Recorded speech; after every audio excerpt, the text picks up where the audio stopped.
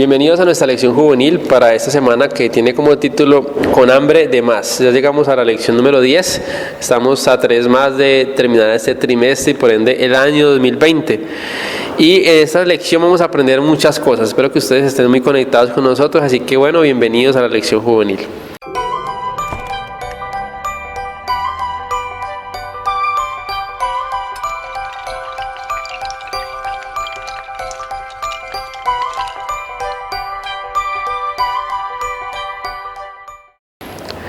El texto clave para esta semana lo encontramos en Nehemías 8:8 y Steven nos va a leer el texto. ¿Qué dice Steven?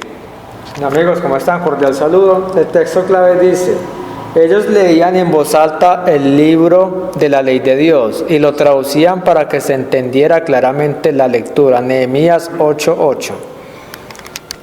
Gracias, Steven. Mire que la sección de Más Luz nos habla sobre algo muy bonito. Y cuando cada cristiano que se aparta del Señor y vuelve a su redil, a sus pies, es un gozo en el cielo muy grande. Y en esa sección de Más Luz que está en el capítulo número 56 del libro de Profetas y Reyes, nos habla y nos dice un fragmento que nos hace el abrebocas a lo que Sebastián ahora nos va a contar sobre Identifícate con la historia. Cuando el pecador cede a la influencia del Espíritu Santo, ve su propia culpabilidad y contaminación en contraste con la santidad del gran escudriñador de los corazones, Cristo Jesús. Es una gloria para Dios rodear a los seres humanos de bendiciones y nuevamente recuperarlos a su redil cuando nos hemos separado. Yo creo que a muchos nos ha pasado eso, ¿cierto? Que a veces nos sentimos desanimados, como que no queremos nada, quizás nos hemos apartado de la iglesia, pero hemos vuelto, hemos tomado la decisión de regresar y es allí donde el Señor nos acoge y nos espera. Vamos a ver qué nos dice entonces la sección de Identifícate con la historia, donde nos va Sebastián a contar el centro de esta lección. Bien, entonces la historia de esta semana es muy interesante, está en el libro de Nehemías, en el capítulo 8.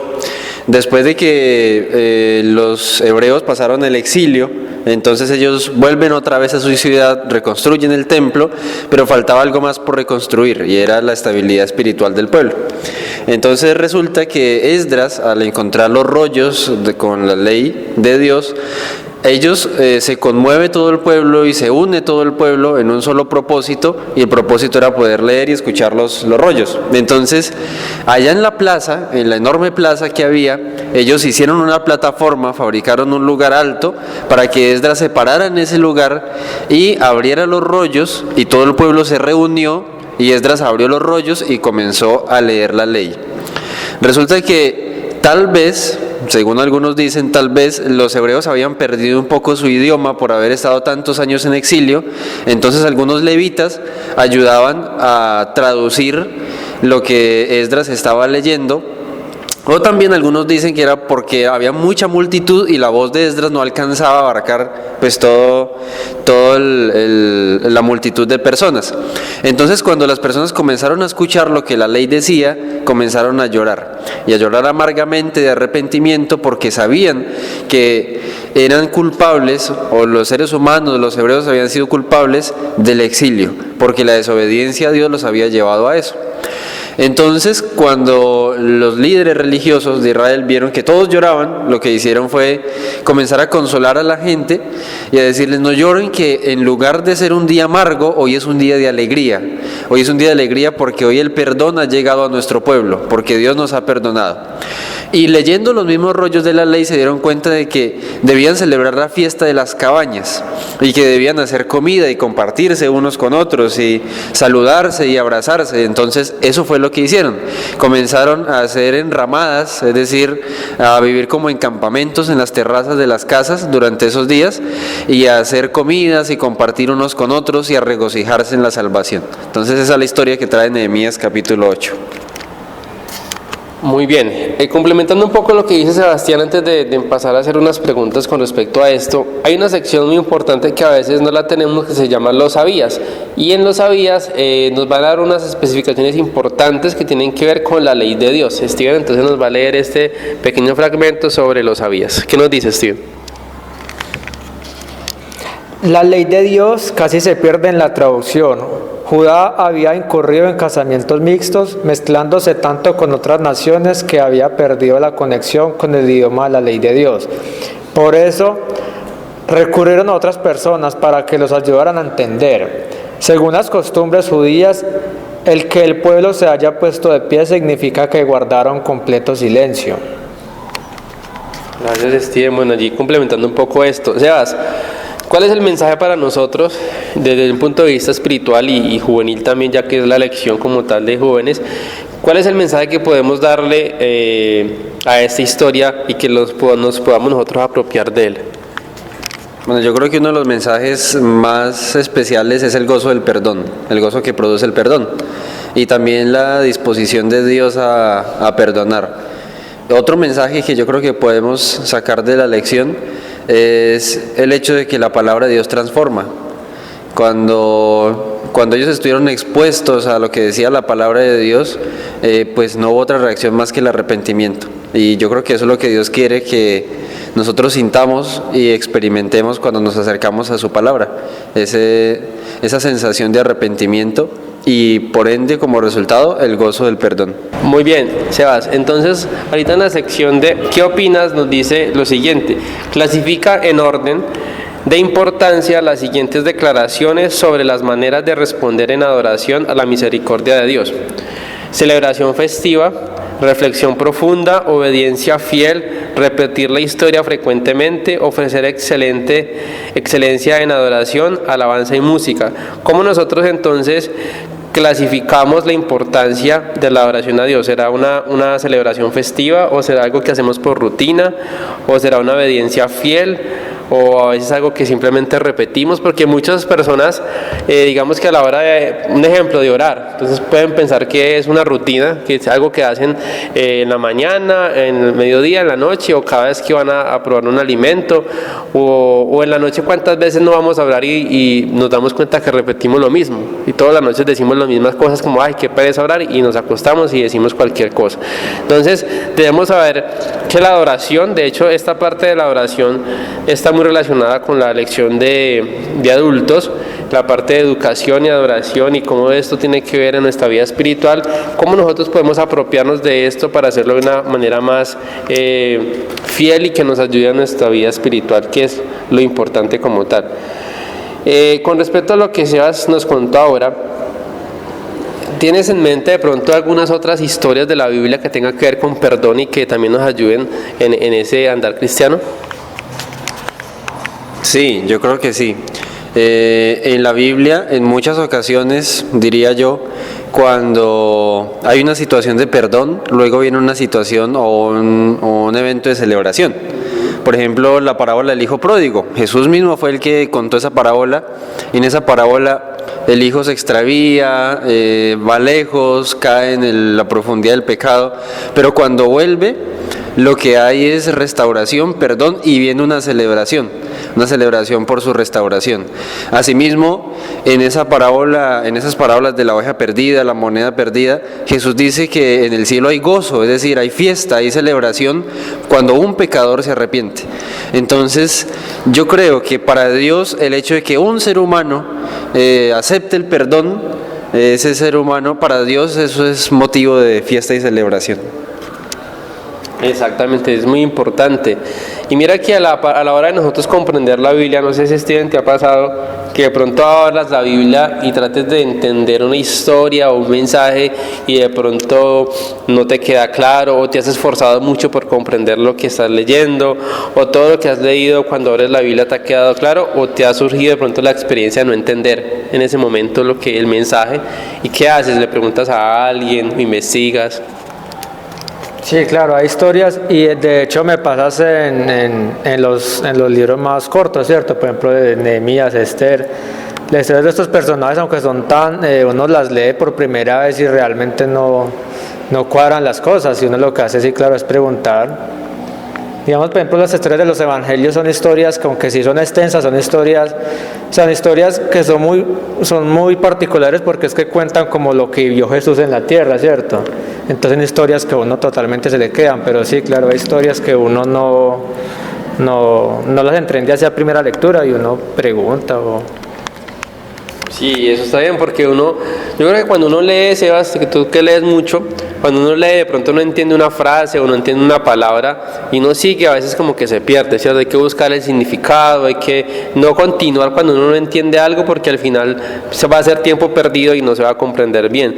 En esta parte de lo que leíamos ahorita del libro de Profetas y Reyes, nos hablaba mucho sobre ¿cuánto tiempo espera Dios para restaurar al pecador? ¿Sí? Para restaurar nuestra vida, para restaurar nuestro mal andar. Pero hay algo que debemos tener claro.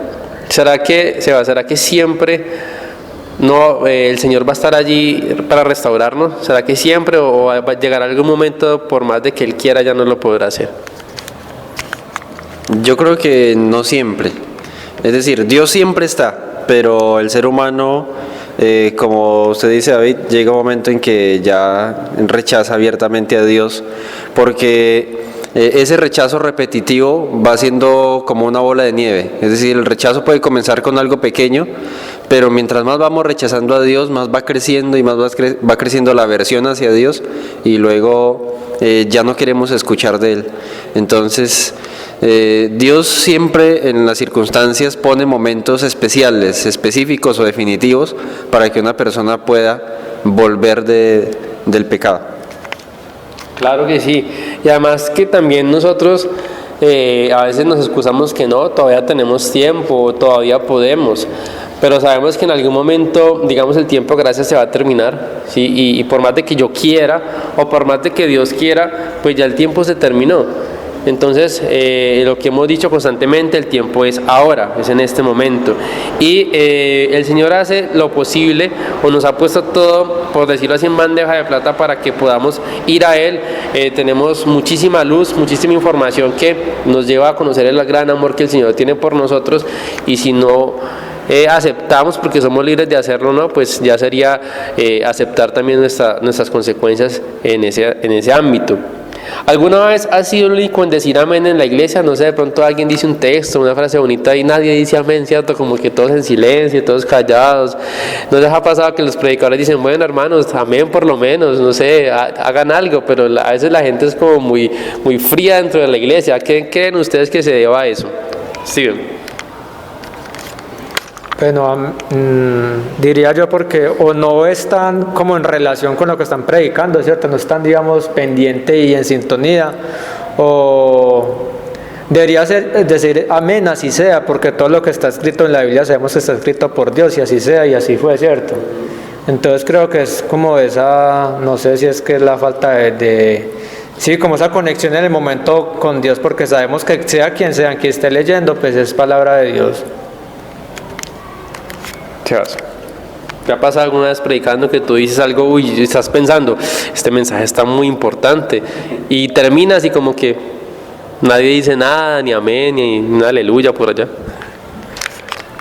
Sí, suele suceder, y además, como dice Steven, puede ser que no hay una sintonía entre la reflexión de quien habla y de quien escucha, ¿no? Al mismo tiempo puede ser que no haya un interés en quien escucha. Entonces, pues son situaciones que pueden llegar a suceder, y afortunadamente no fue la situación de la historia, ¿no? Donde todo el pueblo como unidad, pues todos pudieron ir al arrepentimiento y al perdón. Así es. Y mira que me imagino a Dios sintiéndose muy alegre por esa situación que contabas en la historia, donde todo el pueblo se arrepintió, y también cuán alegre no se sentirá a la hora de que nosotros con alegría, con emoción, con un arrepentimiento sincero vayamos a Él, y me imagino que también será un momento de alegría para Dios. Ahora, Dios nos llama a que regresemos a Él, ¿sí? Y tenemos la libertad de ir o la libertad de rechazarle, porque tenemos el libre albedrío. Ahora, ¿qué vamos a hacer? ¿Cuál será nuestra decisión? Entonces nosotros vamos a tener la decisión de si lo seguimos a Él, si aceptamos todo lo que Él ha hecho por nosotros, su muerte en la cruz, las promesas que encontramos en la Biblia, todos los milagros que en algún momento ha hecho en nuestra vida, que hemos sido testigos. Entonces es una decisión, toda en esta vida se trata de decisiones, y las decisiones definitivas van a marcar nuestro futuro, lo que va a ser de nosotros, y en este ámbito espiritual mucho más. Entonces ese es el llamado de la lección, que como como el pueblo en ese momento reconoció, aceptó, y que nosotros podamos hacer lo mismo, que sabemos que no somos perfectos, que constantemente cometemos errores, pero que estamos en una búsqueda de mejorar nuestro carácter, de acercarnos más al Señor, y que en esta lección hayamos podido aprender y recordar más que todo esta cuestión del perdón y de aceptar al Señor Jesús. Miren ustedes que el título dice con hambre de más, y esta va a ser la pregunta final. ¿Por qué creen ustedes que la lección para esta semana tiene el título de con hambre de más, Sebas? Bueno, yo pienso que por la situación que se vivió, porque el regocijo fue tan grande que no se quedó solo en regocijo, sino que llevó al pueblo a la acción.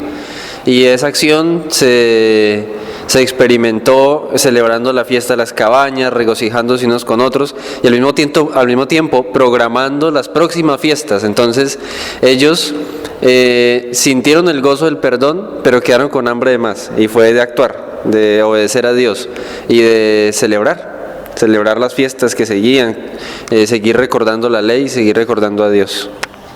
Así es. Steven, ¿alguna vez has leído un texto, has cantado un himno, has estado en una reunión y has quedado como con ese sabor de, uy, yo quiero más, quiero conocer más, quiero hacer esto? ¿O te has quedado como muy motivado?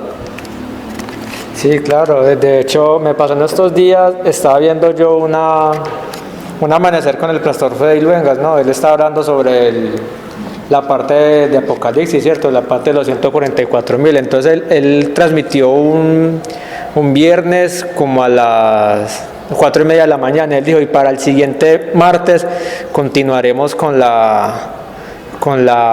este mensaje, con esta predicación. Y claro, ese día estuve pendiente ahí, entonces quedé con hambre de más, que uno como con esa forma de escudriñar. Y vean qué le pasó a ellos, porque ellos escucharon, cierto, la ley.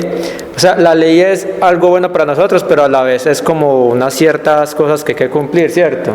Y ellos no la vieron pues como algo malo, como no, pero es que no vamos a poder seguir haciendo esto sí, esto no, sino que lo aceptaron y entraron en reflexión de que eso se debía hacer así, ¿cierto?